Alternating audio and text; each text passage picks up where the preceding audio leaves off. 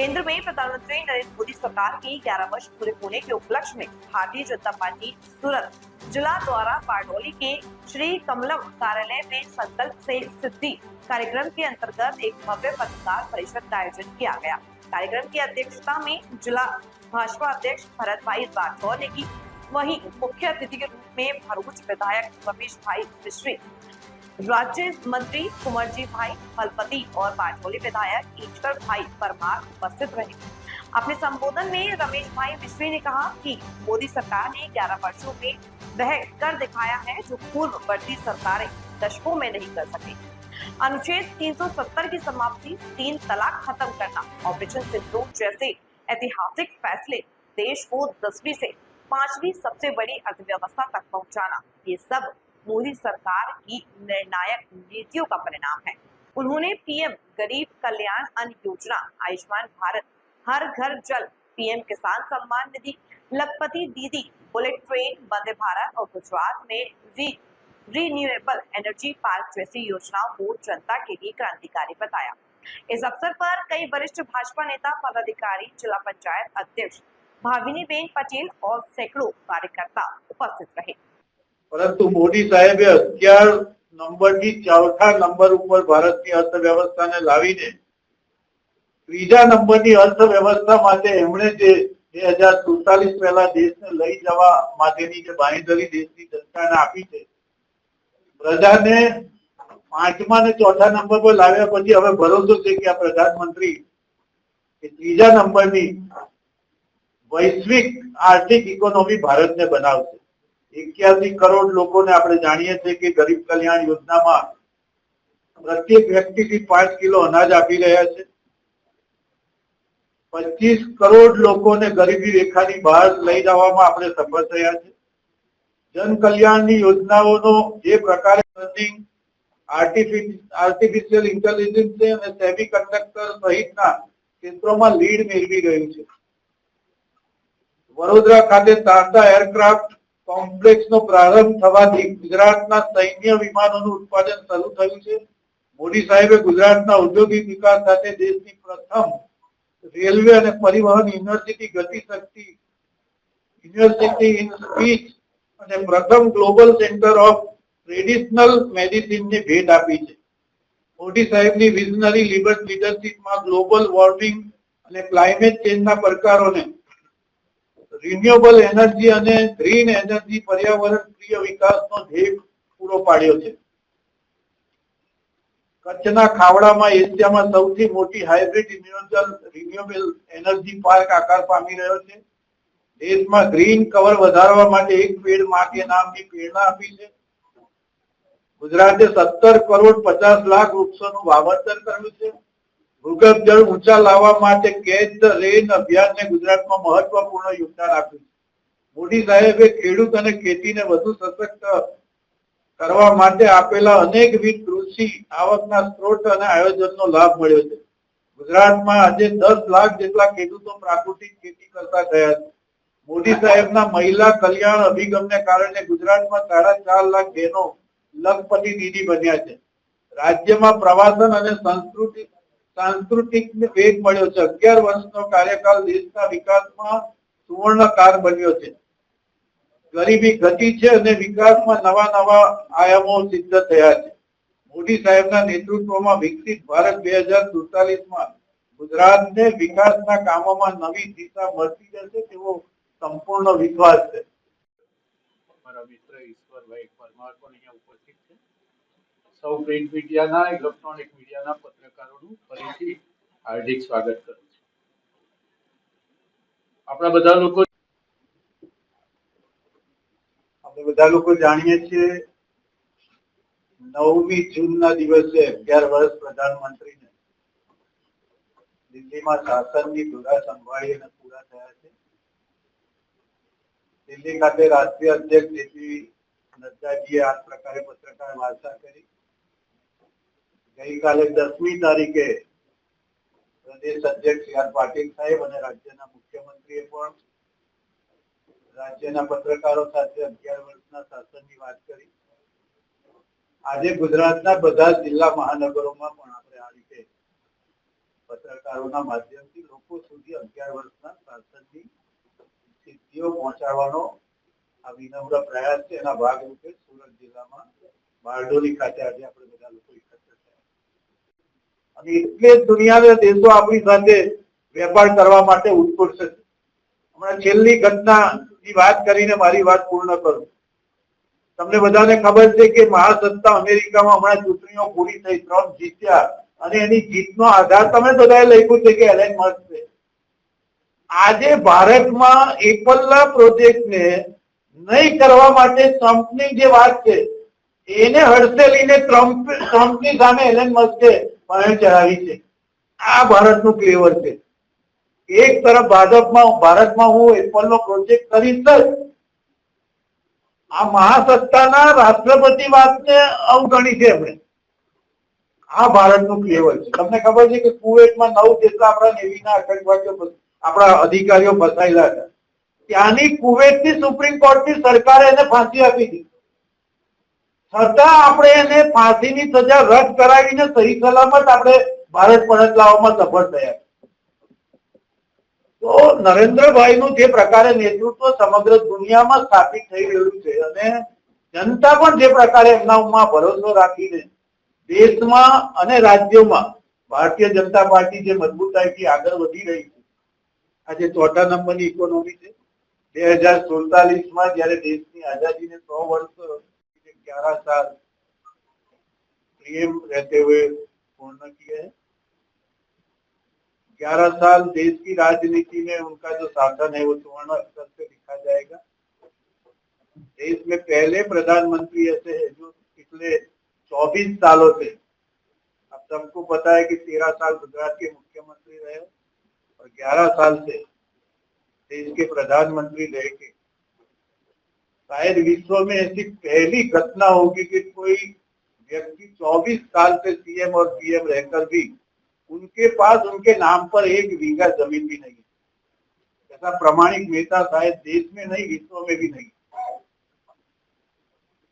प्रधानमंत्री ने ऑपरेशन सिंदूर का नेतृत्व किया और हम सब जानते हैं कि अभी जो 3 दिनों में पाकिस्तान के साथ जो संघर्ष हुआ, वो संघर्ष को देश और दुनिया के सभी लोग याद कर रहे हैं. पाकिस्तान के साथ हमारे 113 में और कारगिल से लेकर 65 में 3 युद्ध हुए. हमने तीनों युद्ध जीते हैं. लेकिन ऑपरेशन सिंदूर में जिस तरह से उनके एयरबेस को, उनके आतंकवादी ठिकानों को, आतंकवादियों को समाप्त किया, इससे देश की जनता में अपनी सुरक्षा को लेकर विश्वास बढ़ रहा है.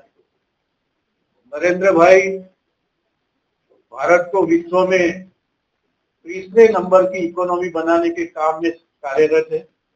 आज हम 4 नंबर की इकोनॉमी बन चुके हैं. ब्रिटेन और जापान को पीछे छोड़कर भारत तेजी से 6.8 की जीडीपी रेट से हम आगे बढ़ रहे हैं.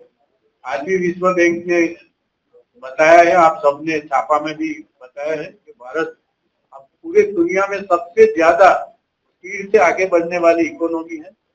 प्रधानमंत्री के नेतृत्व में देश के किसानों के लिए, महिलाओं के लिए, युवाओं के लिए जो किसान सम्मान निधि है, लखपति दीदी है, स्टार्टअप है, स्टैंडअप है, उज्ज्वला लोन है, सारी योजना को लेकर 140 करोड़ भारतीय एक साथ चल के भारत को मजबूत करे प्रधानमंत्री के नेतृत्व में.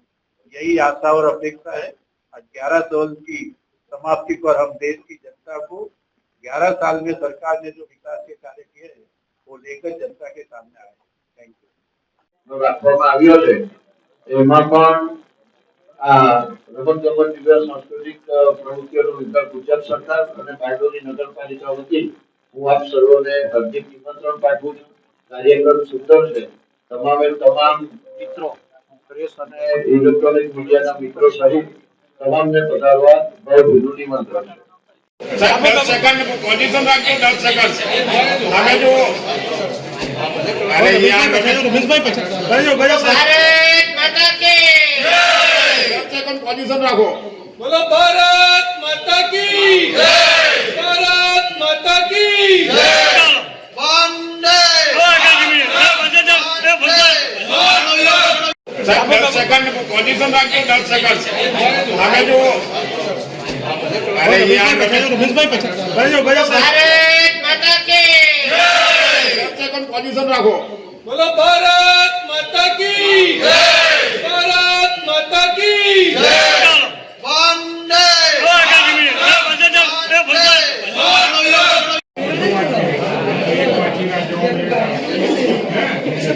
રાજુ રાજુ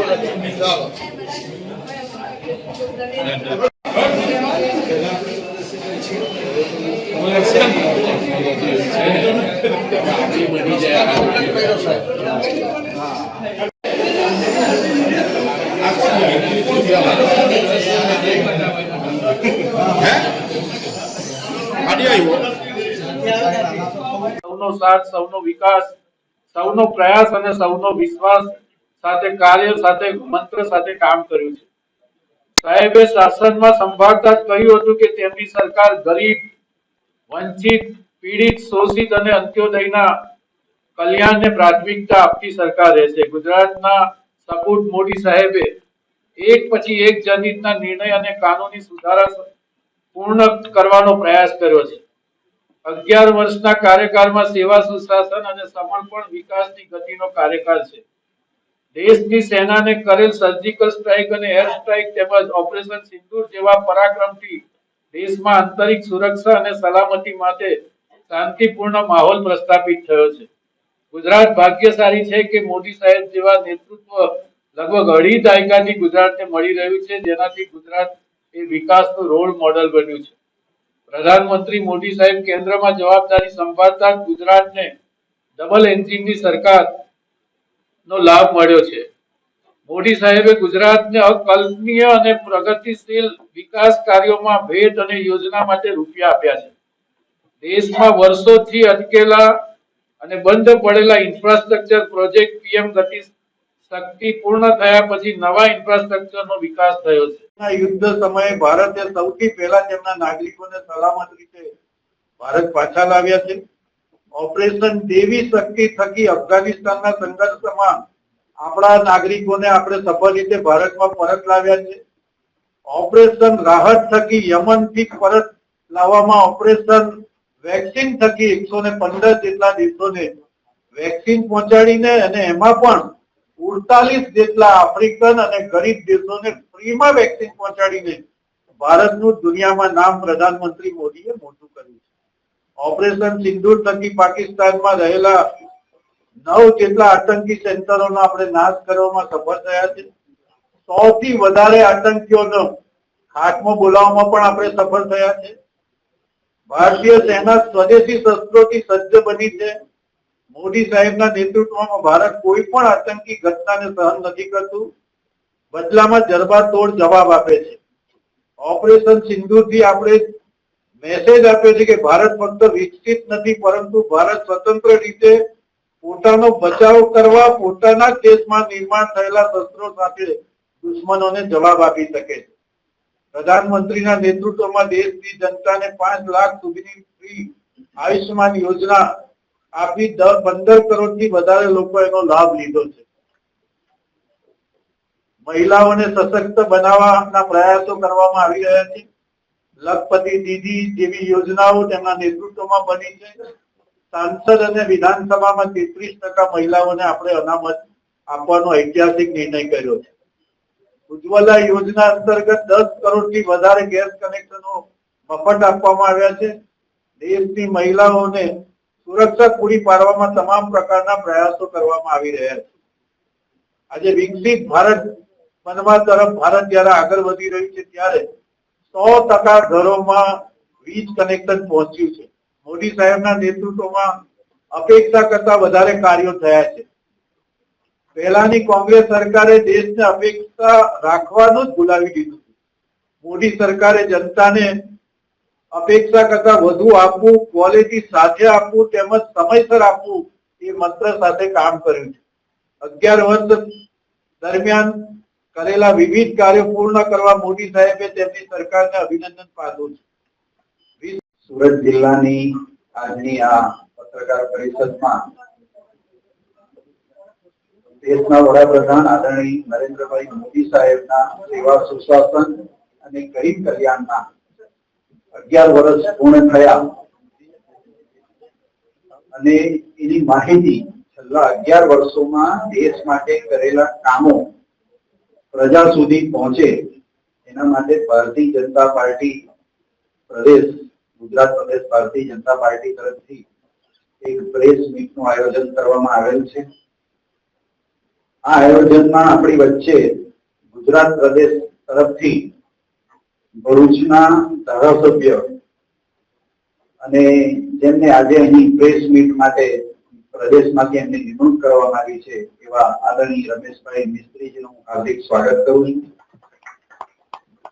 ગુજરાત રાજ્યના આદિજાતિ મંત્રી અને આદિવાસીઓના નેતા આદરણીય શ્રી કુંવરજીભાઈ હળપતિ સાહેબને પણ હું આ તબક્કે આવકારું છું. આપણી વચ્ચે બારડોલી વિધાનસભાના અને પૂર્વ ગુજરાત રાજ્યના કેબિનેટ મંત્રી અને સતત ત્રીજી ટર્મથી બારડોલી વિધાનસભામાં પ્રજાના સેવાકીય કામો કરનાર આદરણીય શ્રી ઈશ્વરભાઈ પરમારજી, જિલ્લા પંચાયતના પ્રમુખ બેન ભાવિનીબેન, મહામંત્રી ભાઈ જીગરભાઈ, ભાઈ કિશનભાઈ, ભાઈ રાજેશભાઈ, જે 11 વર્ષ નિમિત્તે સમગ્ર જિલ્લાની અંદર અને સમગ્ર ગુજરાત રાજ્યમાં જે કાર્યક્રમો ચાલી રહ્યા છે એ કાર્યક્રમના સહસંયોજક તરીકે જવાબદારી સંભાળી રહેલા ભાઈ કમલેશભાઈ પટેલ, ભાઈ જયેશભાઈ પટેલ, ભાઈ મોહનભાઈ આહિર, ઉપસ્થિત જિલ્લાના પદાધિકારીઓ, તાલુકા પંચાયતના સૌ પ્રમુખશ્રીઓ, મંડળ સંગઠનના પ્રમુખ મહામંત્રીશ્રીઓ, સોશિયલ મીડિયાના સૌ અમારા સોશિયલ મીડિયા આઈટીના સંયોજક કન્વીનરો, ઉપસ્થિત પ્રિન્ટ મીડિયાના, સોશિયલ મીડિયાના અને સૌ પત્રકાર મિત્રો, આપ સૌનું હું હૃદયપૂર્વકનું આજના આ કાર્યક્રમમાં હાર્દિક સ્વાગત કરું છું. અને આપણી વચ્ચે દેશના વડાપ્રધાન જ્યારથી શાસન દ્વારા 2014 થી સંભાળી છે ત્યારથી આજ સુધી સામાન્ય પ્રજાના કામો હોય કે દેશના ઉદ્યોગોને લગતા વિકાસના કામો હોય કે છેલ્લે કાશ્મીરની અંદર વિશ્વનો સૌથી ઊંચો બ્રિજ બનાવવાની વાત હોય, એવા કેટલાય કામો છે કે જે દેશના વડાપ્રધાને 11 વર્ષ દરમિયાન સામાન્ય ગરીબ પરિવારના લોકોને પણ ઉપયોગી થઈ શકે એવી યોજનાઓ આ દેશમાં અમલમાં મૂકી છે.